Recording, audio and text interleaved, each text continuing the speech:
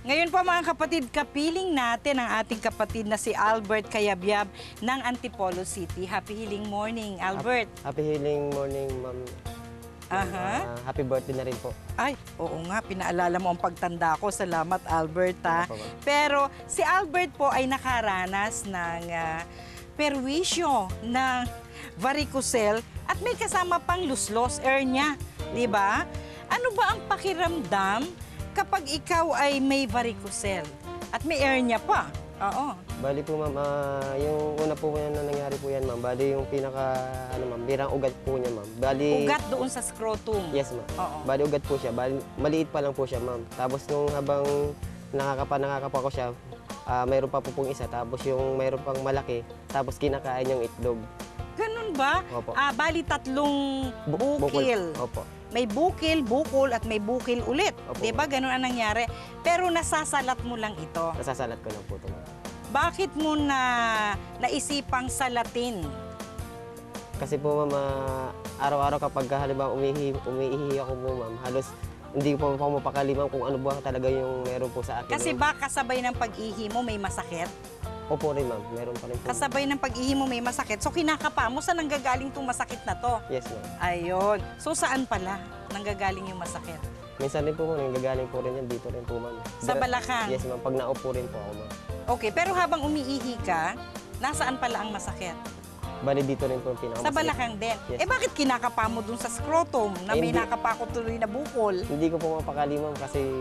So ini-inspection mo lahat? Yes, ma'am. Okay. Bakit mo sinabing parang kinakain nung bukol sa loob, nung egg? Yes, ma'am. Yung ng testicle, no? Yung mga bukol doon. Dumidikit ba siya sa tingin mo? Dumidikit siya, ma'am.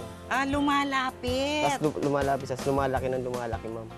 So, nadadagdagan nung bukol, yung Yes, paglaki niya. Opo, ma'am. At kaya siya lumalaki kasi may contribution yung luslus eh. Yes, yung hernia na naranasan mo. Ikaw ba dati, Albert, ay napupuwersa ang katawan sa pagbubuhat ng mabibigat? Yes, ma'am. Eh, marami na po kahit anong trabaho po, ma'am. Pinapasukan ko basta't may trabaho para lang sa pamilya ko po, ma'am. At nakaligtaan mo ang pangangalaga sa sarili. Yes, ma'am. O wag po kayong gagaya kay Albert na sobrang sipag. Yung mga lalaki na ang trabaho ay ganyan, nagbubuhat, no? Yes, dapat po nakakain na kayo. Dapat kung almusal o tanghalian o hapunan, bago po kayo sumabak sa trabaho ninyo, nakakain na kayo para walang problema ng luslos, no? At ang isa pa na pinag-uusapan po namin ni Albert dito kanina during the break ay yung kanyang pagiging mahiligin sa sports. Ano na nga yung palagi kang talon ng talon, yung mga sports na activities na pinapasukan mo? Volleyball, ma'am. Basketball. Ganun lagi yung... Ayun, at saka yung pagmumotorsiklo, Yes, ma'am. bisikleta, Yes, ma'am. kung saan laging nauuntog ang scrotum. Yes, ma'am. No? At hindi dapat nangyayari kasi yon, no? Now, tinitrace kasi natin ano yung maaari mga kadahilanan ng varicocele, no? Kasi hanggang ngayon tuloy-tuloy pa rin ang research diyan sa ganyang karamdaman at sinasabi nga na parang walang gamot eh. 'Di ba? Ano Yes, bang sabi sa ospital nung nagpunta ka? Eh, sabi sa akin, magpakuha na daw ako sa dugo para i-examinin kung na po ako. Ooperahan, sabi niya sa akin. Operation. Kaya natakot po ako kagad po. Ayaw mo ba magpa-opera? Ayaw ko po, ma'am. Bakit? May side effect kasi yung po, ma'am, para sa akin. Ikaw naman, hindi mauubos yun. Nandun pa rin yun. Ikaw talaga. Going back dito sa mga activities mo, no? Yes, ma'am. Na maaring maging contributing factors dun sa pagtubo ng varicocele. Kung halimbawa ba, nagbisikleta ka ng matagal, nagmotorsiklo, o may mga sports activities, dapat hindi ka naliligo. Naliligo ka ba o nagbabasa ka? Naliligo palagi ako, ma'am. Palagi? Yes, ma'am. As in, kahit pagod ka? Yes, ma'am. Kasi Ayun. kalakasan ko pa siguro yun, ma'am.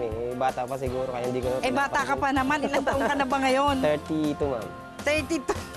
Ikaw talaga. Hindi ka pa naman ganun katanda. Yes. Pero, yun ang sinasabi natin sa makalumang paraan ng paggagamutan sa naturopathy, hindi dapat na binabasa. O tingnan mo, kung ang mga binti po ng mga babae, no, na laging nakatayo, yung mga sales lady o yung mga pagod sa paglalakad, tinutubuan ng varicose veins ang mga legs. Dahil pagdating sa bahay, nagbabasa ng paa or naliligo. Ganon din doon sa scrotum. 'Di ba? Yes, ma'am. So natuto ka na. Yes, ma'am. Doon sa mga curious pong malaman ano ang ginawa ni Albert Cayabyab para sa kanyang varicocele na hindi niya pinaoperahan sa ospital sa takot sa posibleng side effect. Na sa tingin ko naman hindi naman dapat na nag-aalala at magagaling naman ang ating mga siruhano, no, ang mga surgeons natin. Nag-hot seats bath siya, no? Yes, ma'am. Paano ka napunta sa Hiling Galing? Bali, nakapanood po ako ng television nyo, ma'am. Sa aksyon. Yes, ma'am. Yung napanood ko na yun. Sabi ko nga, puntahan nga natin kasi para malay natin. Sabi ko, magawa ng paraan to kaysa naman doon sa mga opera. Sabi ko yan. Aha. Pero habang hindi mo pa nakikita yung Hiling Galing, hindi mo pa kilala yung Hiling Galing, ano yung epekto sa buhay mo nung pagkakaroon ng varicocele na yan? Halos ano po ako, ma'am, may balisa po ako doon, ma'am. Kasi hindi ko malaman paano pa na kaya, ma'am. Pagkanibawang nandito, nasa trabaho ako, ma'am. Paano ng pamilya ko kagad ang iisipin ko, ma'am. Paano ko isisip sila pala. So, tutustusan nung... Tuloy-tuloy ang pagtatrabaho mo kahit na may iniinda kang Yes, sakit. ma'am. Ganun po ang ginagawa ko, ma'am. Sabi Nagsasakripisyo po ako, ma'am. Oo, yung kinukwento mo kanina, everyday, sumasakit. Sumasakit, ma'am. Pero nagtatrabaho pa rin ako, ma'am.